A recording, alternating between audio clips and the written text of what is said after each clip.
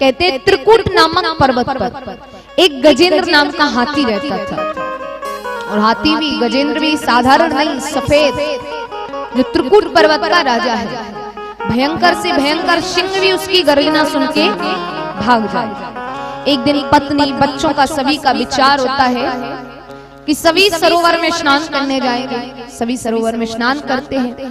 गजेंद्र सूंड में पानी भरे, बच्चों पे डाले, बच्चे नाचने लग जाए। फिर सूंड में पानी भरे, पत्नी पे डाले, पत्नी शर्मा जाए। ये क्रम कई देर तक चलता रहा। बच्चों पे डाले, पत्नी पे डाले, बच्चों पे डाले, पत्नी पे डाले।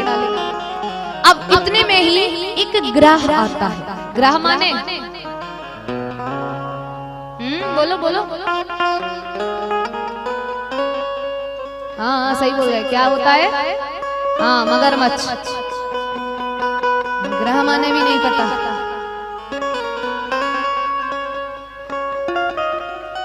तो एक मगरमच्छ आता है जो गजेंद्र के पैरों को पकड़ लेता है।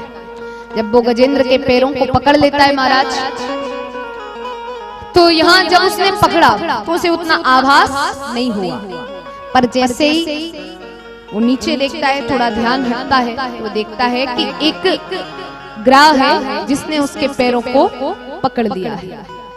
अब उसको पकड़ लिया है तो वो बार बार छुड़ाने का प्रयास करता है। जब खुद नहीं छुड़ा पाता है तब वो अपने बच्चों को बुलाता है, तुम मदद करो। बच्चे कहते पिताजी आपके जाने के बाद आपके क्रियाकर्म में कोई कमी नहीं करेगी।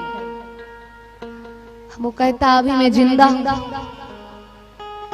पत्नियों से कहता तुम मदद करो। पत्नियां थोड़ी देर मदद करती हैं, फिर कहती है क्या पता वो आपके पैरों को छोड़ के मेरे पैरों को पकड़ ले, मैं मदद नहीं कर सकती। और जब कोई मदद करने नहीं आता है, सभी को बुलाता है, जब कहीं से सहारा नहीं मिलता है, मध्य रात्रि का समय हो जाता है, धीरे धीरे जल का स्तर बढ़ रहा है, गजेंद्र की शक्ति क्षीण हो रही है। जब इतनी सी सूंड बचती है बाहर, तब भगवान को बुलाता है कि हे दीनानाथ, हे द्वारिका के नाथ, मेरी रक्षा करिए। और गजेंद्र की करुण पुकार को सुन के भगवान मध्य रात्रि के समय जागते हैं, गरुड़ पे तुरंत सवार होते भागे आ रहे हैं। और आज गजेंद्र की पुकार सुन के मानो भगवान को ऐसे लग रहा गरुड़ भी धीरे चल रहे। तो ठाकुर जी गरुड़ का त्याग करके दौड़े दौड़े आते हैं, ग्रह पर सुदर्शन चक्र चलाते हैं, गजेंद्र को उसके चंगुल से छुड़ाते हैं, ग्रह का उद्धार कर दिया है। अब ठाकुर जी गजेंद्र से कहते कि तुम कहो तो तुम्हें यहीं रहने देते, और तुम कहो तो मेरे धाम चल सकते। गजेंद्र ने हाथ जोड़ दिए, बस बस बस, जितने जल्दी हो उतने जल्दी आप मुझे अपने धाम ले चलिए। देख लिया परिवार संसार सब। तब ठाकुर जी गजेंद्र को अपने धाम ले जाते हैं। भगवान के धाम में पहुंचा तो देखता है ग्रह पहले से ही बैठा है।